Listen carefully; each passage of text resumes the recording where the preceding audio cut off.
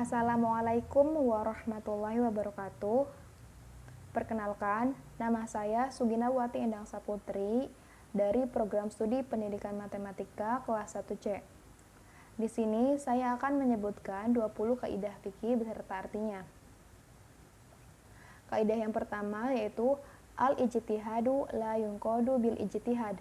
Artinya, ijtihad tidak dapat dibatalkan dengan ijtihad. Nah, kaidah ini memberikan penjelasan bahwa pada prinsipnya suatu hasil ijtihad yang dilakukan pada masa yang lalu tidak boleh dibatalkan oleh ijtihad yang akan dilakukan kemudian, baik oleh seorang mujtahid itu sendiri maupun oleh mujtahid yang lain.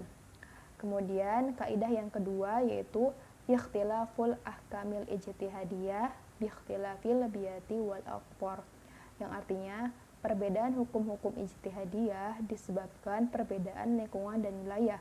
Kemudian kaidah yang ketiga yaitu idza jama'al halalu wal haramu ghalibal haram, yang artinya apabila berkumpul halal dan haram maka dimenangkan yang haram, yakni dipegangi hukum yang haram. Kemudian kaidah yang keempat yaitu al-isaru bikariba makruhu wa ghairuhu mahbub, artinya mengutamakan orang lain dalam urusan ibadah adalah makruh dan dalam urusan selainnya atau urusan dunia adalah disenangi.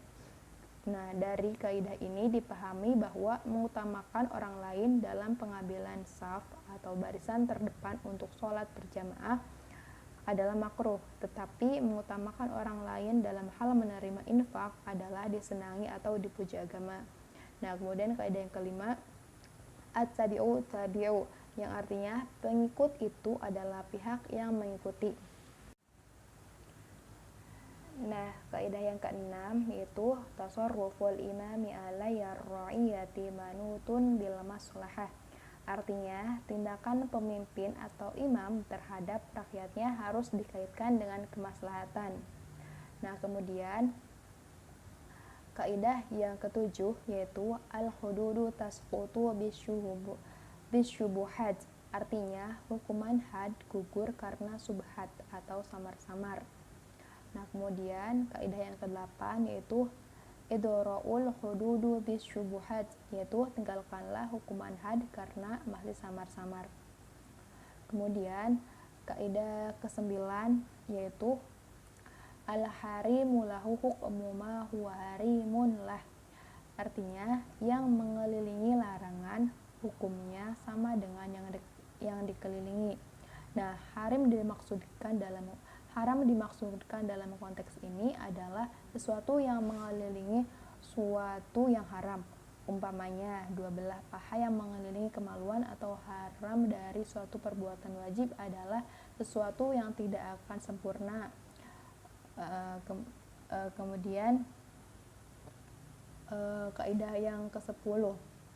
Kaidah ke-10 yaitu idza jtama'a amrani min jisin wahidi wa lam yakhtalif maqsuduhuma dakhala ahaduhuma fil akhar ghaliba, yang artinya apabila berkumpul dua perkara satu jenis dan tidak berbeda maksud dari keduanya, maka menurut biasanya yang satu masuk kepada yang lain.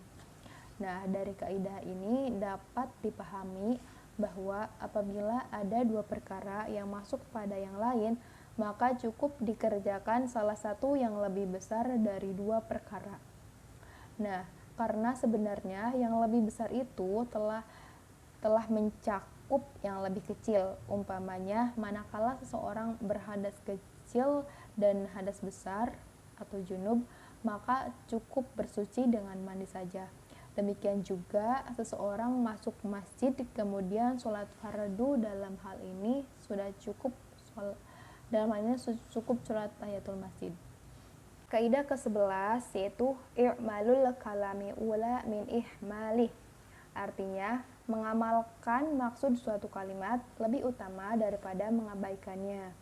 Kemudian kaidah ke-12 al-kharuju bid-doman, artinya hak mendapatkan hasil disebabkan oleh keharusan menanggung kerugian. Nah, kemudian kaidah ke-13 yaitu al-khuruju minal khilafi mustahab, artinya keluar dari perselisihan itu disukai. Nah, kemudian kaidah ke-14 yaitu manis ta'jala syai'an qabla awanihi uqiba bihirmanih. Artinya, barang siapa yang mempercepat sesuatu sebelum masanya, niscaya diberi sanksi haramnya sesuatu itu. Nah, kemudian kaidah ke-15 yaitu adafu aqwa minar raf'. Artinya, menolak itu lebih kuat daripada mengangkat. Kaidah ke-16 yaitu as-su'alu mu'adun fil jawab. Artinya, pertanyaan itu dikembalikan dalam jawaban. Berdasarkan kaidah ini, maka ketentuan dari suatu jawaban itu sangat terikat secara koheren dengan pertanyaan. Apabila hakim umpamanya bertanya kepada seorang penggugat guna meminta penjelasan, apakah istrimu telah engkau talak? Apabila dijawab ya, maka berarti jawaban secara koheren telah sesuai dengan pertanyaan.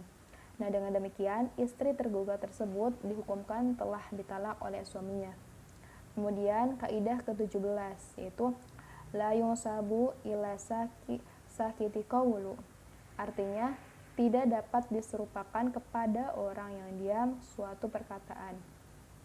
Nah, kemudian kaidah ke-18 maka akasaru fi'lan kan akasaru fadla, yang artinya sesuatu yang banyak dikerjakan lebih banyak keutamaannya. Kemudian kaidah ke-19 yaitu al-muta'addi afdalu minal qasir. Artinya perbuatan yang mencakup orang lain lebih utama daripada yang hanya terbatas untuk kepentingan sendiri. Nah, kemudian kaidah yang terakhir atau kaidah yang ke-20 yaitu al-fardu afdalu minan nafl. Artinya, fardu itu lebih utama daripada sunnah.